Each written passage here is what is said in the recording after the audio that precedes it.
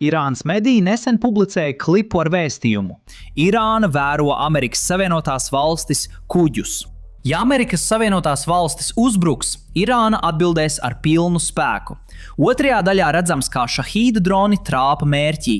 Tas bija brīdinājums, kas vakar kļuva par realitāti. Kāds sāka atriebību. Agrā otrdienas rītā USS Abrahams Linkolns kuģoja aptuveni 500 jūdzes no Irānas dienvidu krasta. Pēkšņi parādījās Irānas šahēd drons un sāka manevrēt uz kuģi. Amerikas Savienotās valstis spēki veica deeskalācijas pasākumus, bet drons turpināja tuvoties. No Lincoln pacēlās F-35, kas notrieca dronu. Preses sekretārs Levits sniedz sīkāku informāciju. Centrālā pavēlniecība apstiprina, ka Amerikas Savienotās valstis F-35 iznīcinātājs notrieca Irānas šahēd dronu, kas agresīvi tuvojās Amerikas Savienotās valstis lidmašīna bāzes kuģim Abrahams Lincolns. Tas notika tajā pašā dienā, kad Irānas patrulkuģi draudēja Amerikas Savienotās valsts tankkuģim Persijas līcī. Persijas līcī draudot kāpt uz klāju. Kā jūs saprotat, kas notiek? Ko prezidents plāno darīt par draudošajām Irānas darbībām? Steves Vitkovs gatavojas tikties ar ārlietu ministru Arakči piektdien Omānā vai Turcijā. Protams, Džon, un paldies, ka uzaicinājāt mani šodien. Šorīt runāja ar Pentagonā, kur teica, ka United States Central Command rīkojās pareizi un vajadzīgi, lai aizsargātu Amerikas Savienotās valstis personālu un aprīkojumu reģionā. United States Central Command nolēma notriekt Irānas dronu. Bezpilota aparāts agresīvi uzvedās pret mūsu USS Lincoln, kas reģionā atrodas pēc prezidenta Trumpa norādījuma. Kas attiecas uz prezidentu, viņš joprojām ir apņēmies vispirms izvēlēties diplomātiju, taču, lai diplomātija darbotos, protams, ir nepieciešams abas puses. Lai dejotu tango, vajadzīgs gatavs partneris, un to tagad prezidents un īpašais sūtnis Vitkovs apspriež. Īpašais sūtnis Vitkovs šonedēļ plāno sarunas ar irāņiem, un tās joprojām ir ieplānotas. Prezidentam vienmēr ir vairāki varianti, tostarp militāra spēka pielietošana, ko irāņi labi zina. Pietiek paskatīties uz veiksmīgo operāciju Pusnakts āmurs, kas pārsteidza Irānu un pasauli, pilnībā iznīcinot viņu kodolspējas pagājušā gada sākumā. Tas notika, kad Amerikas Savienotās valstis un Irāna gatavojās pirmajām sarunām kopš 12 dienu kara pagājušā gada jūnijā.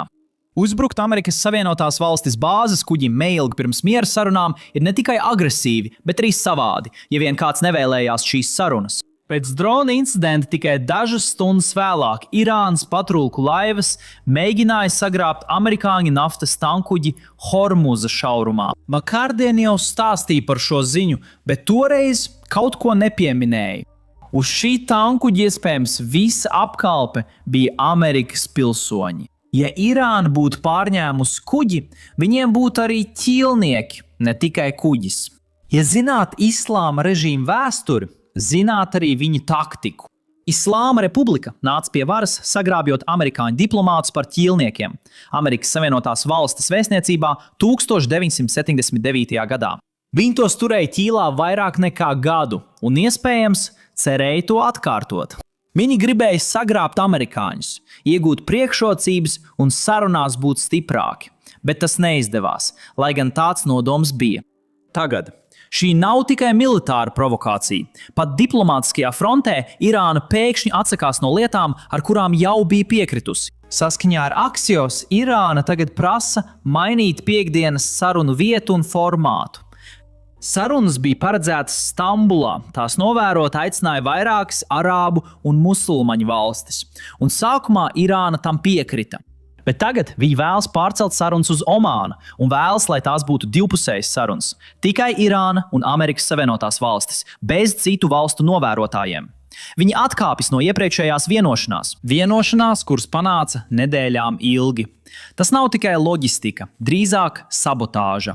Irānā kāds cenšas izjaukt sarunas, veicot dronu uzbrukumus, sagrābjot tankuģus un mainot sarunu vietu. Kas notiek režīma iekšienē? Viņi saka, frakcijas cīnās par varu. Irānas prezidents publiski ir paudis vēlmi sākt sarunas ar Amerikas Savienotās Valstis un devis administrācijums dialogam, taču ne visi tam piekrīt. Daži no šiem cilvēkiem ir publicējuši asu prezidenta kritiku, kas vērsta pret irāņiem. Parādīšu šo ziņojumu. Prezidenta kungs, jūsu prezidentūras pirmajā dienā notika Irānas viesā Ismaila Hanijas slepkavība. Amerikāņi lika nereaģēt, lai Gazā būtu pamiers. Jūs tikāt apmānīts, pavēlējāt Irānai nereaģēt, bet pamiera nebija. Jūsu naivitātes dēļ Izraēla pastiprināja spiedienu uz Gazu un Libānu, kas noveda pie šahīda Hasana Nasrallā nāves. No šī skatu punkta jūs atbildat par viņa asinīm. 2024. gada oktobrī Izraēla veica gaisa triecienus Irānā. Jūs pats zvanījāt augstākajai Nacionālās drošības padomei un lūdzāt nereaģēt. 2025. gada februārī Hamenejs sarunas nosauca par negodīgām un neracionālām, taču jūsu spiediena dēļ Irāna tās tomēr uzsāka. Sarunas bija izstrādātas, lai maldinātu Irānu un sagatavotu pamatu Izraēlas uzbrukumam. Jūs esat atbildīgi par simtiem Irānas civiliedzīvotāju, kodolzinātnieku un militāro komandieru nāvi, kas notika jūnijā un jūlijā. Kad atcēla preferenciālo valūtas kursu, pat Hamenejs nepiekrita vienotībai uzreiz. Prezidenta birojas iejaucās un izdeva rīkojumus, padarot jūs atbildīgi par dzirksteli, kas noveda pie vairāk nekā 3000 Irānas iedzīvotāju nāves. Visi zina, tagad Trumps iegūst laiku, pārvieto ieročus, vāc izlūkošanas datus un meklē īsto brīdi, lai pārsteigtu Irānu nesagatavotu. Viņu uzbrukums visticamāk izraisīs Hameneja slepkavību, militārās infrastruktūras uzbrukumus un pilsoņu kara risku. Prezidenta kungs, ja asiņainā karā tiks izlietas kaut vienas irāņu asinis, jūs būsiet atbildīgs. Ja tiks nogalināts islāma režīma līderis, tagad jūs esat atbildīgs. Manuprāt, tas nav tikai kritika, bet gan publisks frakciju karš. Šādus paziņojumus sniedz ne tikai Irānas pilsoņi, bet arī režīma amatpersonas, bieži runā pretēji Irānas prezidentam. Irānas parlamenta priekšsēdētājs paziņoja, ka pēc mēneša lūgs bēru lūgšanu par Trumpu un viņa sabiedrotajiem. Tā nav diplomātiska poza, tas ir aicinājums uz Amerikas Savienotās Valstis prezidenta slepkavību, kamēr Irānas prezidents cenšas ar viņu sarunāties.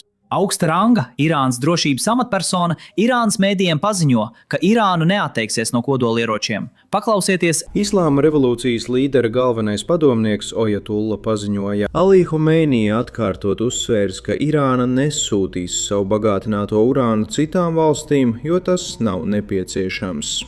Admirālis Alī Šamhonī sniedza ekskluzīvu interviju ziņu tīklam Al-Mayadin. Viņš uzsvēra, ka Irānas kodolprogramma ir miermīlīga un vietēji pārvaldīta. Šamhonī norādīja, ka 60% bagātinātais urāns paredzēts ienaidnieka sazvērestību novēršanai pret Irānu un sagatavošanai sarunām. Viņš saka, ka 60% bagātināšanu var samazināt līdz 20%, ja citas puses piedāvā kaut ko pretī. Šamhonī uzsvēra, ka Irāna nekad nav centusies ražot kodolieročus, atsaucoties uz Ajatolas Homeinī dekrētu, kas to aizliedz. Iepriekš Irānas augstākās Nacionālās drošības padomes vietnieks bija paziņojis, ka Teherāna neplāno nodot savu bagātināto kodolkrājumu trešajai valstī.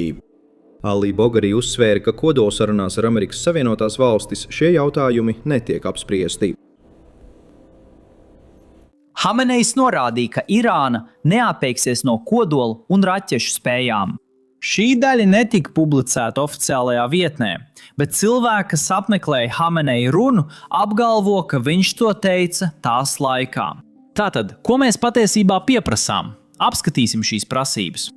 Prezidents Trumps izvirza 4 prasības – izbeigt Irānas kodolprogrammu, apturēt balistisko raķešu programmu, pārtraukt atbalstīt tādas proksī grupas kā Hezbollah, Hamas un Hutiešus, kā arī pārtraukt opozīcijas apspiešanu. Apskatīsim tās pa vienai. Pirmā prasība patiesībā šķiet tāda, par kuru varētu notikt sarunas, jo Irāna ir gatava piekāpties.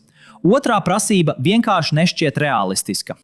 Irāna apzinās, ka balistiskās raķetes ir viņu vienīgais atturēšanas līdzeklis pret Izraēlu. Šķiet, ka arī pirms sarunām publiski runājot un balstoties uz ziņojumiem, kur Irānas amatpersonas runā anonīmi. Neviens neatbalsta Irānas balistisko raķešu programmas pārtraukšanu, tāpēc vienoties par kodolvienošanos varētu būt ļoti grūti. Izraēla uzstāja, ka kodolvienošanai jāparedz Irānas balistisko raķešu programmas pārtraukšana. Tagad pāriesim pie 3. punkta. Šis patiesībā nav liela problēma. Irānai nav daudz naudas, lai finansētu Hezbollah, Hamas un hutiešus. Nedomāju, ka šis būs problēma, bet 4. punkts var būt liela problēma. Būsim realisti. Irāna ved sarunas, Irānas amatpersonas, kas ved šīs sarunas, to dara, jo viņi vēlas saglabāt režīmu. Protestētāji vēlas, lai režīms pazūd. Nav scenārija, kur režīms piekristu pārtraukt apspiest tos, kas cenšas viņus gāzt. Tas būtu kā lūgt viņiem parakstīt savu nāves spriedumu. Drīzāk viņi piekritīs, kam uz papīra ar Amerikas Savienotās valstis. Tad viņi represijas īstenos slepeni, nevis publiski. Arestēs klusām un nogalinās cietumos, kur pasaule to neredz. Janvārī viņi atslēdz internetu un slepkavoja tumsā. Tagad to darīs aiz cietuma sienām. Tā ir skumjā realitāte. Ja patiešām piekrītam vienošanās ar režīmu, turpinām. Šis ir vēl viens pierādījums, ka iekšējie zina, režīms nonācis nepatikšanās. Mums ir vēl viens Irānas diplomāts, kurš ir aizbēdzis no režīma un tagad meklē patvērumu Šveicē. Viņa vārds ir Golems Reģa Derikvans. Viņš bija augoša figūra Irānas ārlietu ministrijā. Viņš strādāja Irānas vēstniecībā Čehijā no 2011 līdz 2024 gadam. Daudz kolēģi viņu uzskatīja par profesionālu diplomātu un potenciālu vēstnieku. Pēc pagājušā mēneša gadījuma, kad Irānas diplomāts pamet apvienoto nāciju organizāciju patvērumu meklēšanai Šveicē, viņš tagad dara to pašu. Šie cilvēki rīkojas tā, jo politiskie nemieri Irānā apdraud viņu drošību, tāpēc viņi vēlas doties uz drošu valsti. Tāpat valsts un rietumu reģions, ko Irānas režīms ienīst, un šie cilvēki bija režīma daļa un publiski nosodīja rietumus. Bet, kad pienāk brīdis meklēt drošību sev un savām ģimenēm, viņi dodas uz rietumiem. To pašu redzam Krievijā, to pašu redzam Ķīnā un to pašu redzam Irānā. Visi šie cilvēki ir vienkārši liekuļi. Viena no problēmām, veidojot šādus video, kuros mēs rādām daudz dronu triecienu, pat ja neviens cilvēks vai Krievijas karavīrs netiek ievainots, YouTube bieži demonetizē vai ierobežo mūsu video ar šādu saturu. Pagājušajā nedēļā 4 mūsu kara video tika demonetizēti. Dronu triecienu vai pat kadru no frontes līnijas rādīšana nav pieņemama reklāmdevējiem, un tieši tāpēc šie video tiek ierobežoti. Tā ir mūsdienu kara realitāte. Karš, ko Ukraiņi izcīna un cenšas izdzīvot. Tāpēc mēs izveidojām Business Basics platformu, lai visu atspoguļotu bez ierobežojumiem, uzbūvējot to no nulles. Mums nav jāizpludina mūsu dronu triecieni, mums nav jāizpludina kadri no frontes līnijas, un mums nav jāizpludina iznīcinātas Krievijas aviobāzes. Turklāt mēs patiesībā nerādām nekādas reklāmas mūsu vietnē. Tādā veidā mums nav jāveic pašcenzūra tikai tāpēc, ka reklāmdevēji nav apmierināti ar to, ko mēs atspoguļojam. Mēs nefinansējam vietni ar reklāmām, mēs to finansējam ar jūsu atbalstu. Ja tevi interesē šāds atspoguļojums, un ja tu vēlēsi skatīties mūsu video necenzētā veidā un saņemt papildus saturu, ko mēs vienkārši nevaram augšupielādēt šeit YouTube, tad noteikti pievienojies mums vietnē basicsinsider.com. Tu vari arī noklikšķināt uz saites aprakstā vai noskanēt QR kodu uz savu ekrāna. Pievienojoties, tu vari skatīties visu saturu, ko mēs jau esam augšupielādējuši, kā arī visus video, ko augšupielādēsim nākotnē. Turklāt tu atbalstīsi mūsu darbu un mūsu kanālu, tāpēc liels paldies tev! Mani sauc Sems un tiekamies nākamajā video.